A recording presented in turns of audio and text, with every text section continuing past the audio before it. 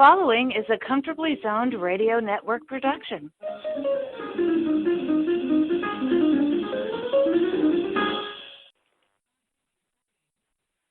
Thank you, Tally Olson. Welcome back to Bronx Roots, ladies and gentlemen.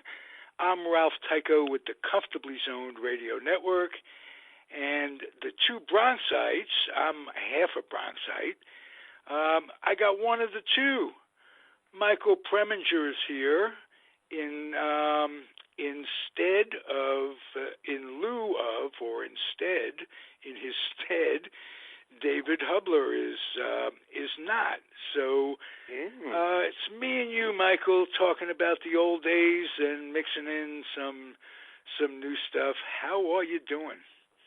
I'm doing okay. Good. We talked a little off the air, and you mentioned something that's very interesting. We have a scare going on in this country that kind of supersedes all the chit-chat and sports talk and stuff. It really does. This is some serious shit. And you brought something up that was very interesting.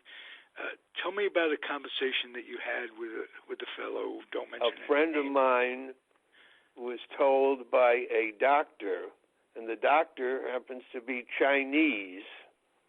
The doctor said, "Oh, don't go to eat at a Chinese restaurant because the food comes from, I guess, China." I didn't know that. Notwithstanding that all the food, basically 80% of the food we get is processed in China. Sometimes they sent it to China for processing, and China sends it back to us. So that's another facet of it. I didn't know from your story the doctor was Chinese. Yeah, I hadn't mentioned that. Yeah. Oh, okay. Yeah. Well, Dr. that does Lee. change my thinking. Maybe he knows something that I don't. And you don't. Maybe. But I would say, in general, if a doctor that wasn't Chinese said that, you wouldn't believe it. But who in the hell knows where it comes from? And exactly. Here's another thing. My family, my daughter and son-in-law and the grandchildren went to spring training this weekend down in Arizona. And what I forgot to mention to them, or they probably found out, I had read that Major League officer told the players don't take any pens or markers from fans who want autographs. Is that crazy? That is. Or not. No. But, right. Is it paranoia, or does everybody hate you? That kind of thing. Or not. Yeah. You're right. And they are talking, I don't know if they're running it by or just talking about playing NBA games in front of no fans. Yeah, in front of empty seats. Yeah. That would be something. That would be, and it would also go to prove that big-time sports are more reliant on TV audiences than they are on in-house audiences. Yes. As much reliant, let's put it that way. But then again, they're going to lose all kinds of revenue in terms of food and people buying programs and feeding the whole family, that kind of thing. So it's scary. That's the only thing. It truly is. The scary. When I say it hit me, not that it hit me. Oh, please. When my daughter called, like on Monday, and she was at Costco, one of the Costcos, and they were out of water. Bottled water, yeah. And I think everywhere, hand sanitizers, toilet paper, those are the main things. Here's another thing. I'm listening to CNN, and Governor Cuomo, because we're New Yorkers, you got to keep up with what's going on. Mm-hmm. Governor Cuomo is talking about stores that are marking up like hand lotion, $85 a bottle. Oh my!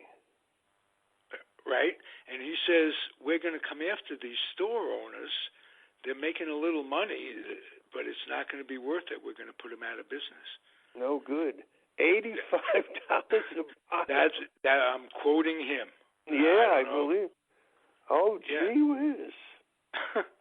Just wash your hands. Some store, I'm sure it's not the only store doing it, but there are X number of store owners that take advantage of...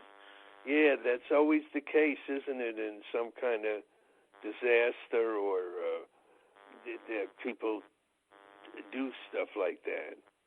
Yeah. But that's. Boy, I wonder how much a box of Cheerios is. They're charging now for the O's. I was going to say. I haven't had breakfast yet, but I'm going to count my Cheerios. Count them out of the packet. That's exactly. Another thing. You get a bag of pretzels and what have you, and if you shake the pretzels down to the bottom, it's 2/3 of it, not 2/3, but 1/3 of it is air. I've always felt that, like, let's say a box of cereal, you take out the bag, you shake it, and what you just said, Ralph, it's air. That's under normal circumstances. Imagine what it would get like if we were fighting for said food out in the street because the economy went that way or the other. Do you have any thoughts about what's going on in the presidential thing, or would you like to talk about whatever you'd like? Well, I just noticed it said. Just noticed on my computer screen that what's her name, Kamala Harris, came out for Joe.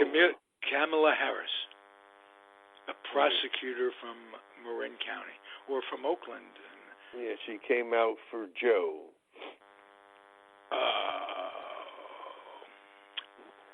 And you wonder, is she somebody? The DNC has these people by the balls. In her case, not. Who does, Ralph? The DNC, the Democratic. Yeah. And I think they've long ago determined that Bernie is going to be the man. Really? I'm sorry. That Biden is going to be the man. And but I tell you, this guy is demented. Biden. He has moments of losing clarity. He does.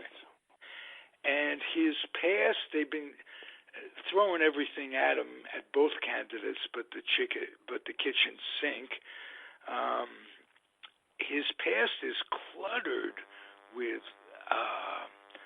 gaffes and being behind the wrong thing, being behind the war in Iraq. All kinds of stuff, a lot of racial stuff. He has.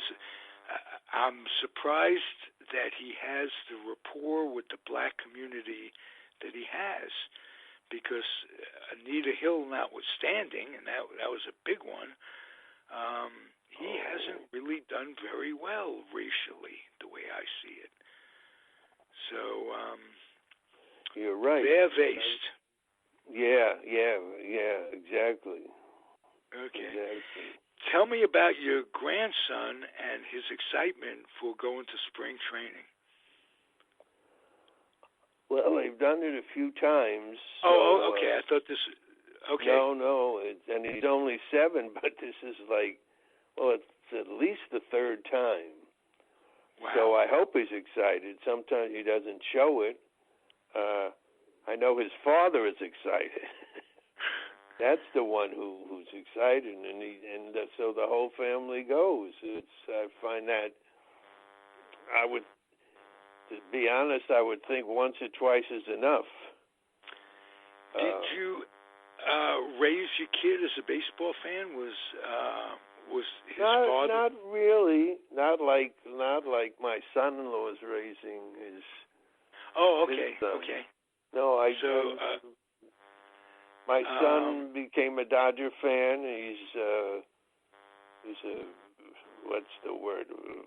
Die-hard Dodger fan. Right. But I didn't.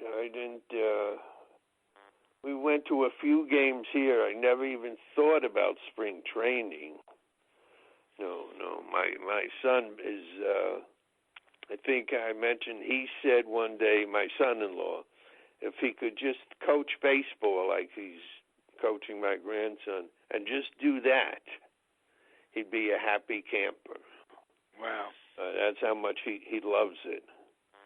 Good. But does your daughter go along with it, or does she like it? She seems to like it. Good. As a matter of fact, this is going to be interesting. My granddaughter is going to start playing Wii ball in next month. That's Excuse the level. My ignorance. What is Wii ball? Right. It's the level below T-ball. You buy a ball and you look at it. Yeah. Why it's called Wii ball and why? I mean, it's the same as. I sound like I'm doing a routine. It's the same as T-ball, but I guess it allows kids to be even younger when they start. So my daughter is going to be one of the coaches, which is going to be very interesting. Wow. That's so when you ask about is she into it, it's like a family thing. It's very nice. Yeah. It really is. Just be careful not to give the players a pen.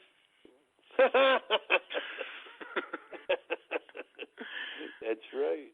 All right. I'm going to skip around a little bit this morning because I got you one-on-one. Okay. You know I did a little comedy, and I taught a little traffic school. We have that in common. Were you doing comedy when you did traffic school as well? Like, in other words, or was that after comedy? I had stopped doing stand-up for, like 20 years. Okay. Just about. And I needed to do something on the weekends when my son stopped playing ball. And I saw this ad for comedy traffic school, so I took a chance and auditioned and told a few. Much like me, I went into it after I did comedy.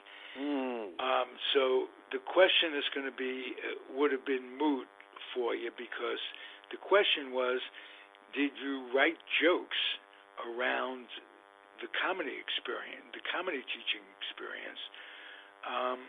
But you know what? Being on stage for 8 hours, that's like doing comedy, Oh, I agree with you. You're entertaining. So where did you get your material for the second half of your comedy career in front of traffic school teachers? A lot of it came from these charts that the owner of the school, the traffic school, had made up. And I just ad-libbed off pointing at some of the charts, like, as an example, and I won't go into...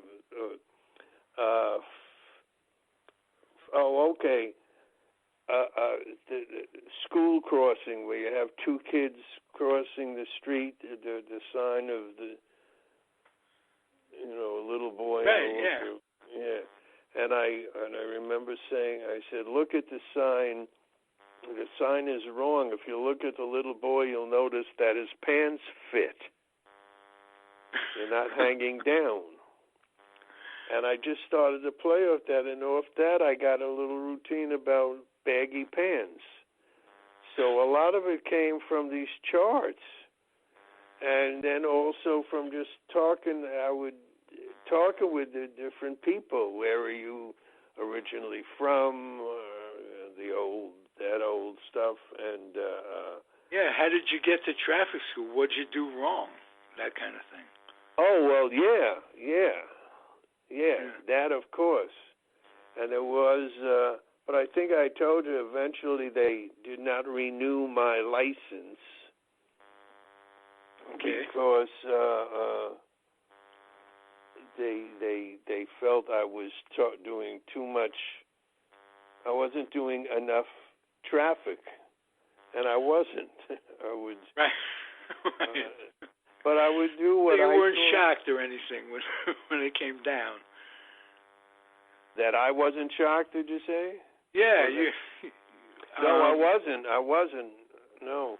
As a matter of fact, Ralph, they were sending me to places that were an hour 15, an hour, sometimes even more away from Los Angeles, in hopes that I would not be monitored if they sent me into Orange County. I mean, I got crazy. Right.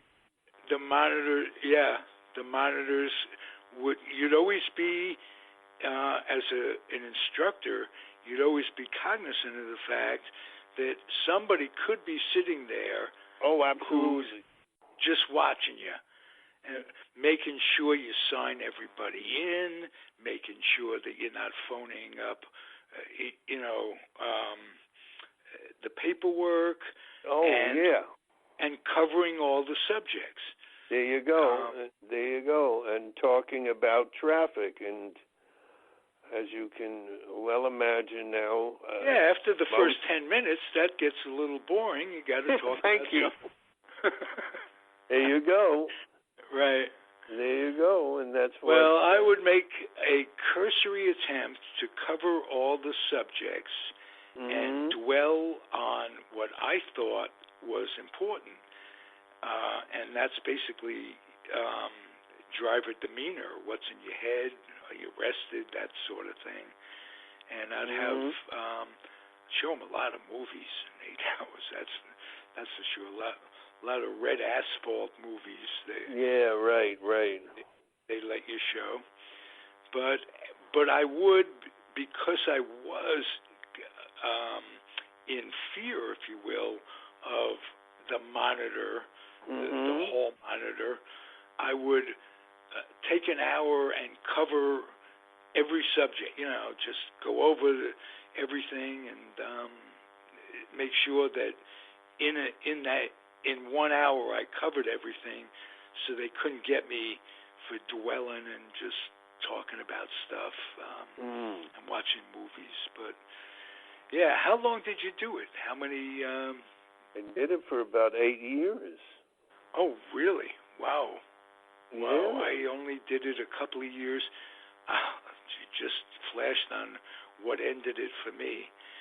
It was what I thought a great job for my talents. I'd work 3 days a week. I'd go, teach 3 classes a week. Perfect part-time job.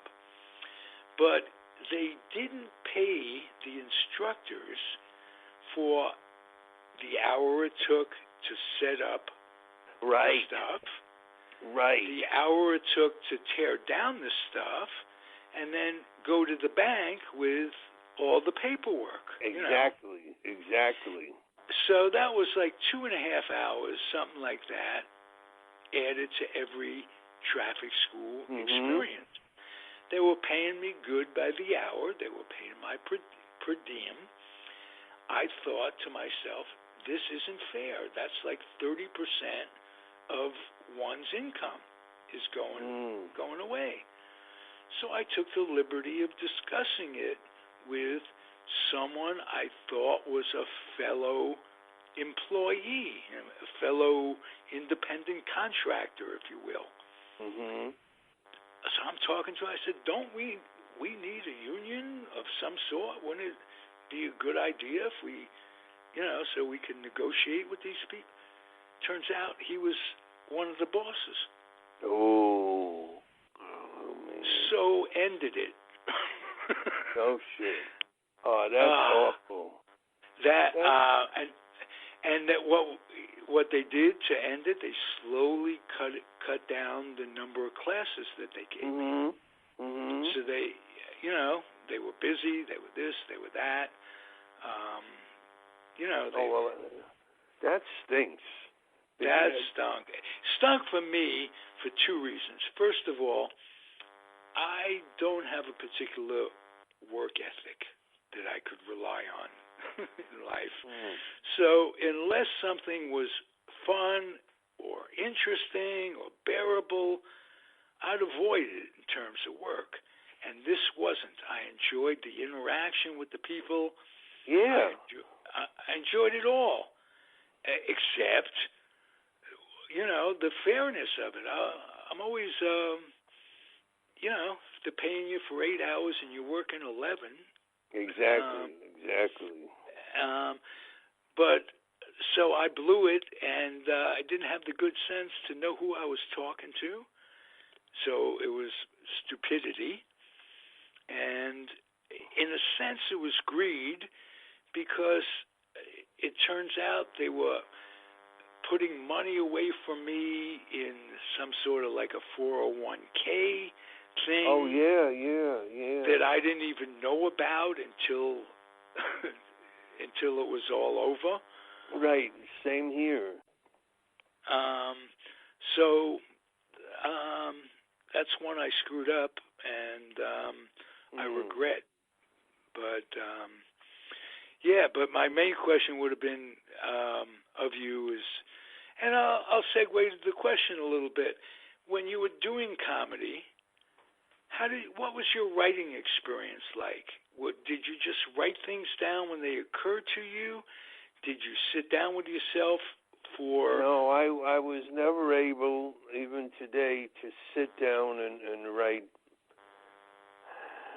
it's sad to say, jokes the way, joke writers do.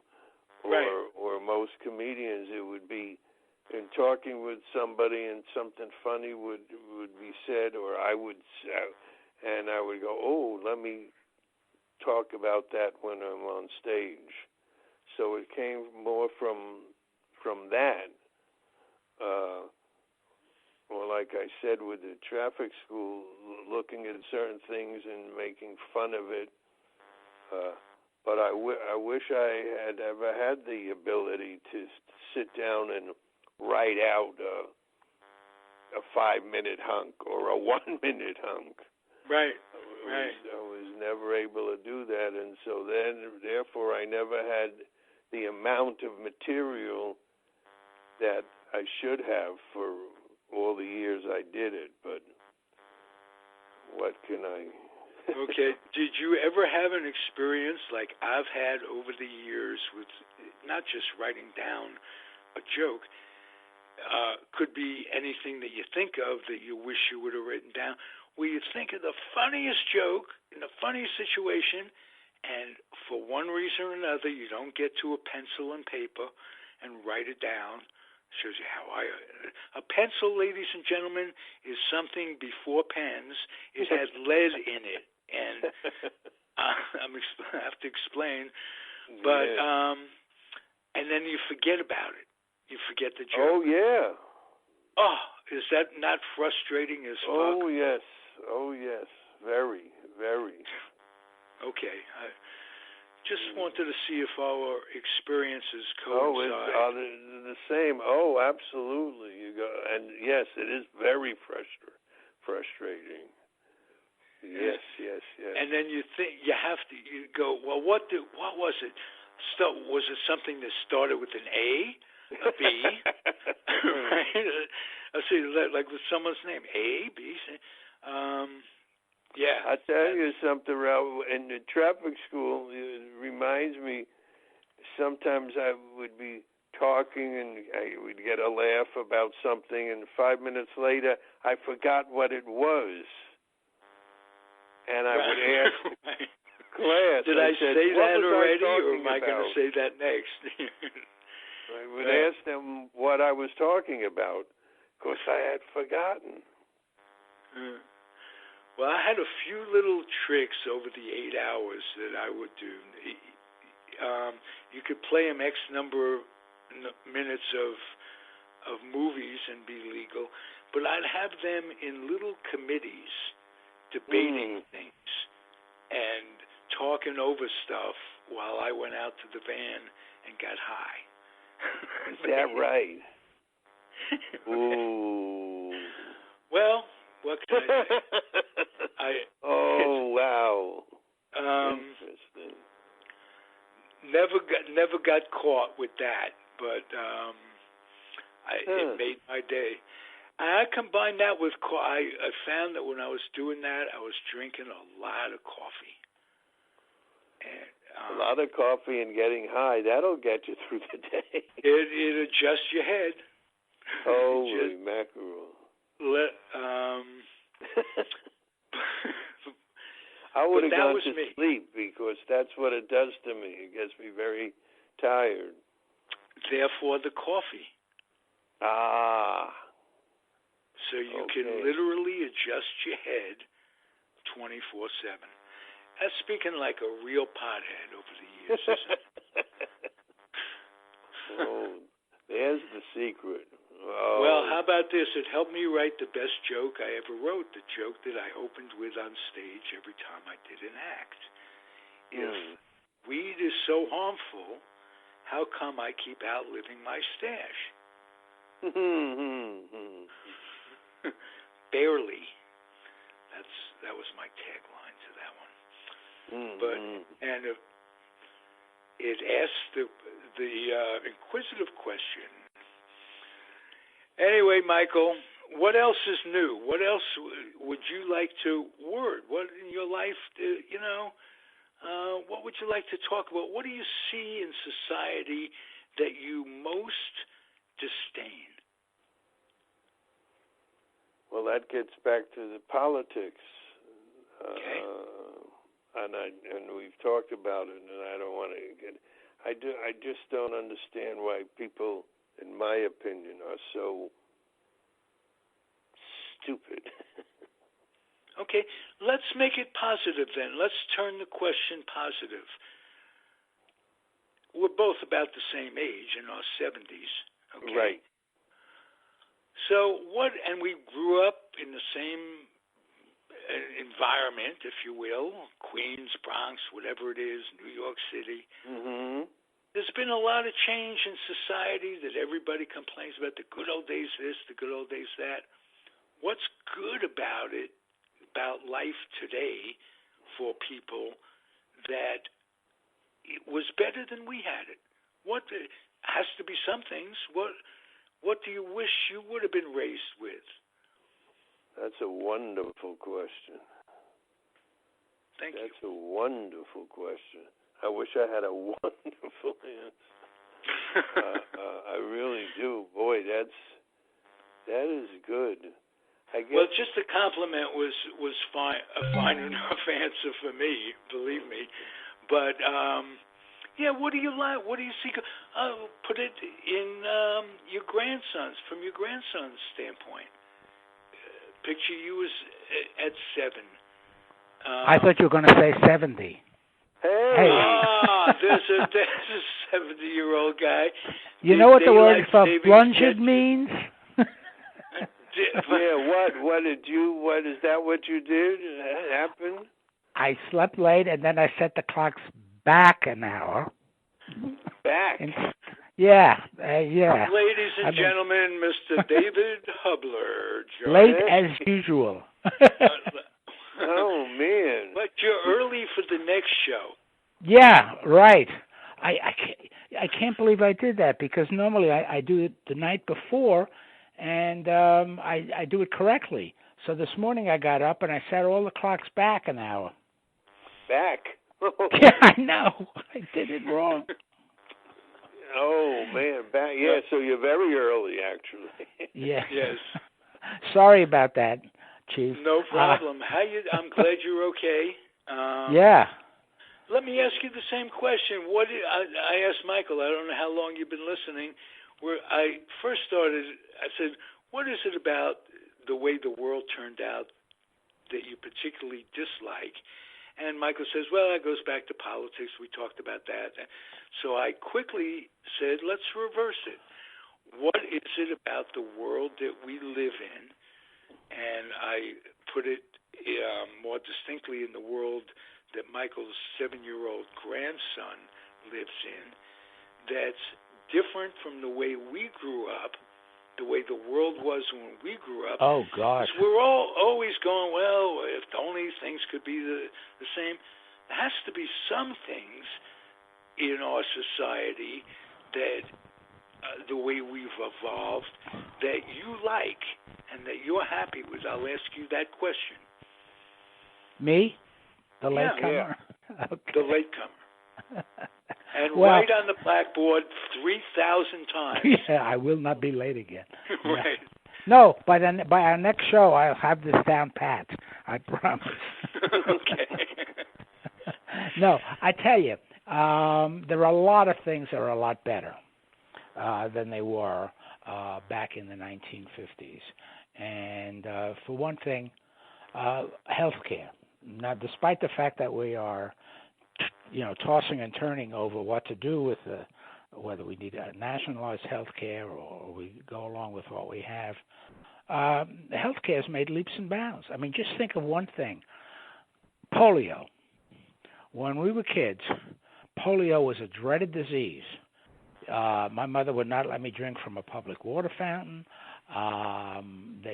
We saw, like on the Jerry Lewis telethon, they would wheel out kids in iron lungs, and it was more frightening than this coronavirus epidemic, I believe. But we cured it. Not only did we cured cancer. Polio, but we pretty much eradicated it. There are other diseases that have been pretty much eradicated, or at least treatable these days. So that's one big advantage. Civil rights. We have made great strides, not perfect yet, but we have. I live in the South, and sometimes we'll be in a restaurant and there'll be a black couple sitting at the next table or something. And I think to myself, you realize that like 40, 50 years ago, these people wouldn't even be allowed in the restaurant here. Right. I mean, I'm always amazed by the changes that I have seen. I think I've mentioned in 1957, my uncle took me down south to Baltimore and Richmond. He was a traveling salesman, and he took me on his route. And I was amazed to see segregation in its real live. We went down to Jamestown on the banks of the river there to the celebration of the 350th anniversary of the founding of the Jamestown colony in 1607, and there were segregated bathrooms there. And the theme of the show was 350 years of progress. I mean, really,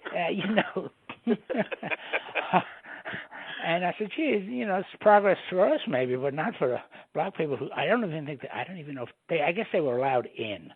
But that's a tremendous, tremendous advancement. And those are just two. Of course, the moon landing, which gave us ancillary benefits like Velcro, the space program, and there are other things, space medicine, things along those lines.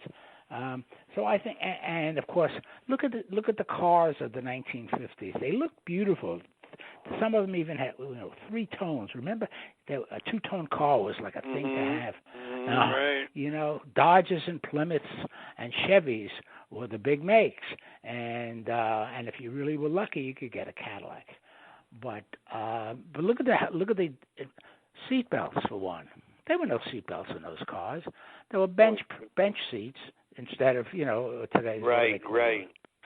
And I have a 2017 car which I bought in 2017.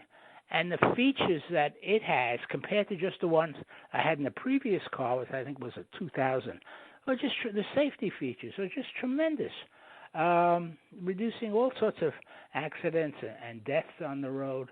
So there are a lot of advances, I should say, today that we did not have. And we lived, of course, the technological revolution.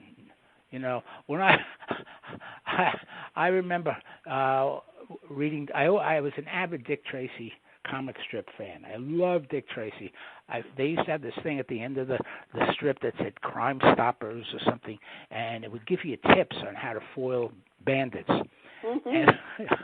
And this is a side note, but I remember one of the things that they taught you in the Crime Stoppers in box was not to hang all your clothes with the hangers all facing the same way, because that way a crook could come in, grab all your clothes, and run off. I don't know why they'd want my clothes, but that's another story. Boy, that's fascinating. Oh, yeah, that is. You can picture them not getting it off the bar. Right. So the theory was, what Dick Tracy taught you was to alternate them. You know, you put one where the hook faces into the closet, and half facing out the closet. Well, then he couldn't swipe him off the clothes rack and steal your clothes. I mean, I'm digressing a bit, but these are kind of things that at that time were very important to me, and I don't know why. We didn't have any robbers. If Michael will attest, our area rarely, if ever, had any kind of crime in it. The reason it was important, it made such incredibly good sense. Yes, it did. It did. And that's what sticks in your head.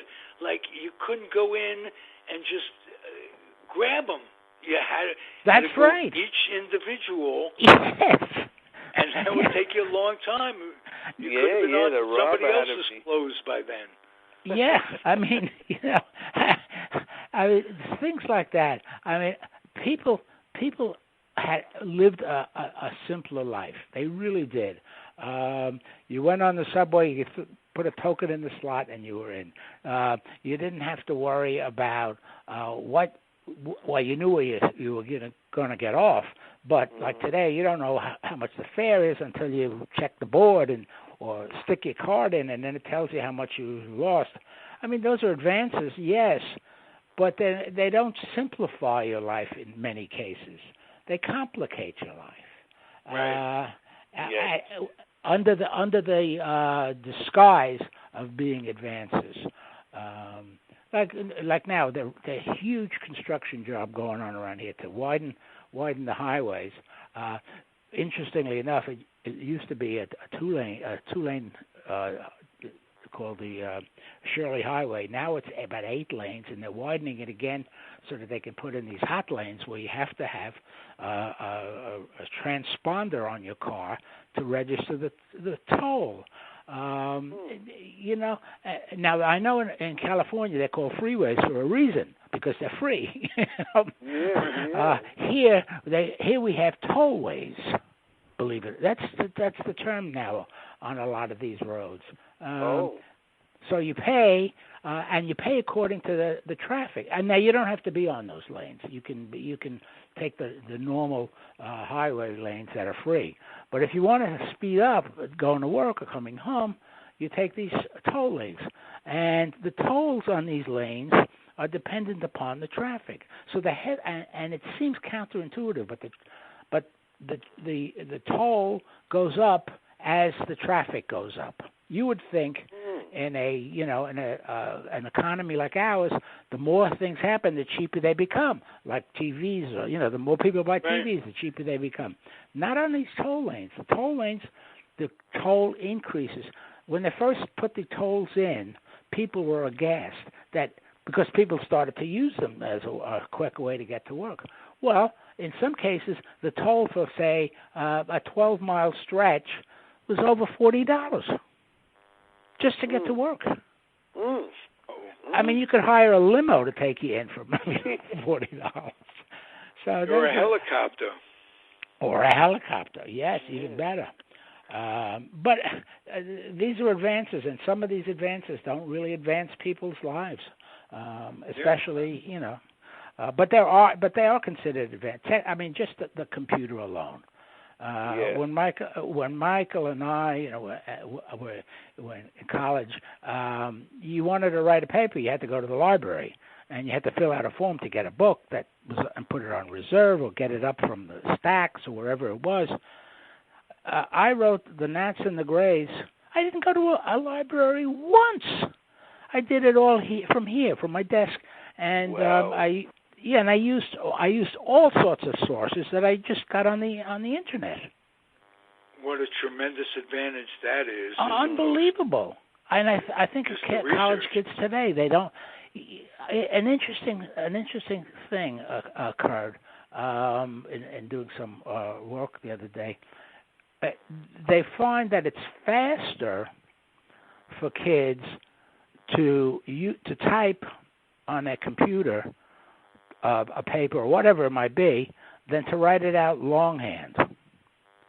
Now that doesn't. That may work for the kids today, but when we grew up, we didn't take typing. Typing was for girls. And never took typing. No, and so I used what they used to call the hunt and peck method. I had my 2 index fingers, and I typed. And frankly, I got fairly good at it. And if you look at some of the old time news reporters, that's all they did. They 2 fingers. Right. So today, you can actually talk into your computer, and it'll type out what you want to say. Oh, Will, is that? Oh. Oh, yeah. There's a program, or there are programs you can just talk, and it will transcribe. Yeah. If you go to your smartphone, go to Google, hit the thing, and an icon comes up for voice. Yeah, that's true too. Yeah. You could send messages. It's from that standpoint, yes, it is. And I'm sure your grandson at 7 is very well versed in the technology of today. Well, I know he can. I go over there and he knows how to. This sounds simple, but turn on the TV and then go to Netflix or to Disney Channel. All these things, and he can quickly do it. And he isn't doing texting or anything like that. Well, he will because he's got the facility. Exactly. It's not strange to him. It won't be. It will just be another step in the process. He's navigating technology, which is something that technology was an Etch-a-Sketch when I was growing up. Getting back to Dick Tracy, he had this wonderful 2-way wrist radio that he and Sam Ketchum, his partner, would, talk to one another. My wife's watch does that. I mean, she gets all her incoming calls on her watch. The watch also tells her how long she's been standing and how long she's been sitting for exercise purposes. So it'll tell her you've been sitting 3.5 hours, or you've walked such and such a length of time. It counts your steps. Yeah, well, it counts steps too, but this is just time, and that does it automatically. It tells you all sorts of things, your watch, and she just puts it on a little wireless charger at night, and it recharges itself. And it's no bigger than an ordinary wristwatch, a men's wristwatch, not one of those little tiny. So, I mean, can she get messages and emails? Oh, yeah. Oh, absolutely. She can read all her email on it. She gets phone calls on it. Oh, wow. I'm not sure whether she can. I assume she can somehow reply to emails, but I don't know because I don't have that watch. But you talk about. I remember when I think one of the Japanese watch companies came out with a watch that had little buttons on it, so you could use it as like almost like a mini computer, or a calculator better, because it wasn't. And I thought, gee, this is so great. I mean, I wish I had had this when I was taking math classes. Yeah, right. What a help that would be, instead of using your fingers to count. Mm-hmm. That was just a precursor of what the same watch size today can do. There are a lot of advances, despite what's happening in the political arena. Oh, that's surreal, and let's not harp on that today. No, I'm just saying, this is a contrast. No, things right. Things progress despite what we humans do to prevent it. Okay. David, you hit on healthcare, and we have hit on that about when you grew up in England. Well, I didn't grow up in England. I was an adult. No, when you spent time in England. Yeah, 4 years. Socialized medicine. What years were you there? Was it in the early 50s or? No, gosh, it was 68 to 72. Okay. The early 50s. When my father went back and forth to England, and in the 50s, socialized medicine over there wasn't what it is today, and probably wasn't what it was when you were there. That's progressed an awful lot. Can you guys tell me why we're the only civilized country in the world that doesn't make sure, like you were saying, healthcare is good. I think healthcare is horrible. The co-payments for people who get really sick are bankrupting people, and the cost of medicine has people sharing their insulin with family members. And dying because of it. Yeah, or cutting back on the needed medication because they can't afford to get the refill. Sure. Exactly. That's what I meant with the insulin. Is there a reason, and this may be rhetorical, that we haven't gotten with it in terms of healthcare, and why isn't everybody behind this? Which would mean being behind Bernie in a sense. What do people who are against health care for everyone, what are they thinking about? Yeah. Germ spread. If some guy doesn't have health insurance and he gets sick and it's a viral thing, he doesn't go to a doctor, he or she, it's going to spread to everybody. So if that's what socialism is, so be it. Michael, what do you think? I've sort of hogged the last. That's all right. Minutes. No, that's all right. We should be able to go to a doctor, I think, and be. I don't understand it. I don't understand, like Ralph. Well, the only reason I'm thinking of it is because of what David said, that we have better health care. Well, we do, but we have trouble getting it in many cases. Right. It isn't for everyone, and it should be for everyone. That's just an editorial comment. Well, yeah. I mean, what scares a lot of people is the notion that they're going to lose the health care that they have through their company. But if you lose your job, you lose your health care. That's one aspect that they sort of don't seem to take into consideration. Plus, you've got all these people. Their insurance would be, their health care would be replaced with Medicare for all. Right. They wouldn't be losing anything. Well, they'd be gaining because. Right. And if they had to pay a little more in taxes, they're not going to pay deductibles and insurance premiums.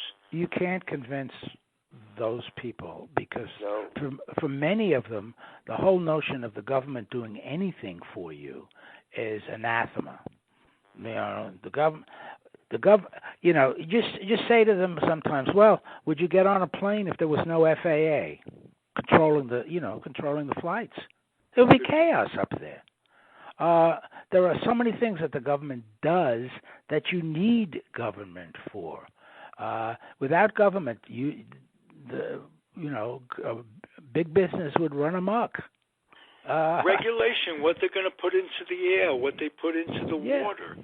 Right, exactly. As an example. Which yes, but when it hits you personally, that's I believe in health care for all. I'm not sure Medicare for all is the answer. I believe that there is a midway whereby you can get the best of both worlds, and I think some of the candidates have offered a plan whereby if you want to stay with your healthcare provider, you can do so. The problem is that companies are divesting their benefits more and more. Look how many companies are doing away with or have thrown away employee pensions. They're required by law to put aside a certain amount of money for each employee for health care. But if that law wasn't in effect, do you think there would be money for your or my health insurance? No. Or workman's comp or any of that stuff. Yes, of course. And people, and so many of these blue collar workers don't understand that. We lost them in the so-called Reagan Revolution. We lost a lot of that. Yes, exactly. Well, you lost skilled jobs in the Reagan, union jobs, and look what he did today. He fired all the air traffic controllers, right. Because they want government employees are not allowed to strike, and they were considered government employees. So if you're not allowed to strike, what cudgel do you have? What leverage do you have? None. So anyway, they went out on strike, and he fired a lot of them, and the result was they named an airport after him. Right. Talk about irony, I can give examples of that. They have the John Wayne Airport in Los Angeles. That goes before that. The John Wayne Airport goes back, after sooner. But the Reagan, I never refer to National Airport as Reagan National Airport. I insist on calling it National Airport. Well, we all three remember when Kennedy Airport was Idlewild. Yeah, sure. Exactly. Yeah. What was the derivative of that name, Idlewild? I think it referred to the land on which the airport was built. Okay. I think I remember reading something about it was like the Idlewild section or something along those lines.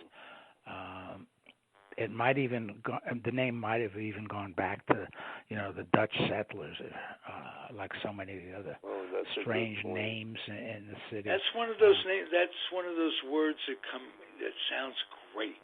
Coming out, Idlewild. Yeah, it does. Yeah. Idlewild, International Airport. I don't think they even said international. They just said Idlewild Airport. But yeah, within the FAA, there's a group of people whose job it is to create the 3-digit letter code for airports. Oh. Doesn't sound like a long-term job, though. Once you name the airports, you go home. All right, got finished. That's where that pension would have come in handy. Yeah, exactly. I could have kicked in after you're done with it. It's going to take me a couple of hours, folks, but I'll have it done, and then I start my pension. Well, and people, resent government workers from having health care and pensions. Yes, they do. My own dearly beloved, and I mean this from the bottom of my heart, my grandpa Phil Pop was on Social Security, and he was a Republican who loved Hoover and hated FDR. He was accepting Social Security in his old age. Yeah. So what can I tell you? Well, their excuse is, well, I paid into it. It's my money. However, what they fail to understand is that over the course of a lifetime, you usually draw out more money than you put in. Oh, I've been on it for 10 years, and I'm literally saying this, that because I only worked hard for the first 7 years of my working career, first of all, it kept up with inflation. So what little I get is based on today's money, not back the way it was in the 60s. But secondly, by living, what you say is really right. I'm already got much more money back. Of course. That's the whole point of Social Security, and then it's almost like a federal Ponzi scheme, because the new people are paying for the older people like us. And I remember when they switched over, because for a long while you did your government annuity. Nothing was taken out for that. Whatever your annuity was, you got your health care without having to pay premiums. Nowadays, the formula, because it happened to me, I mean, I was close to that. You used to get your annuity, and the health care came along with it. And then they decided, well, wait a second, these people are, they're getting they should all contribute to Social Security and take out Medicare premiums, which they do now on federal annuities. I know, I just finished my income tax thing, so I know what happens. But that provides a huge pot of money into the system. So I don't complain about it, because for one thing, there's nothing I can do about it. But the other thing is, I've benefited from the system. And when they take it out of your pension, it's like when they take it out of your salary off the top. You don't really miss it, I suppose, in many cases. Yeah. Are we losing you? No. No. Me? No, we're here. Neither of you. Okay, guys, this has been terrific. I'm sorry you weren't here at the beginning, David. I know, so am I. You were great. And Michael, discovering that we have a lot of similarities. Yes, exactly. Oh, really? I'll have to listen to that. Oh, please do. It's incredible. This was fun for me on two different levels now. Thanks for joining us. Thanks just for not, once you realized it, you came in. I came right down the stairs and dialed in. All right. Good. 2 weeks from today, we'll all three be here. God yep, be willing. And I'll be on time, because I'll have figured out the whole back and forth. Okay. Well, okay. The first thing that crossed my mind is maybe it was daylight savings time that got us, but yeah, it did. It got me. All right. So, okay, guys. Happy ending. Bye. Bye. Thanks for listening, everybody. Comfortably Zoned Radio Network, Michael Preminger and David Hubler. Also me, the weak link of it all. Adios.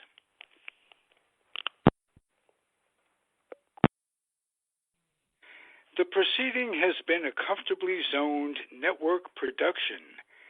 You are advised to keep your dreams wet, your humor dry, your children and grandchildren out of military recruiting offices and off the laps of clerics who wear dresses.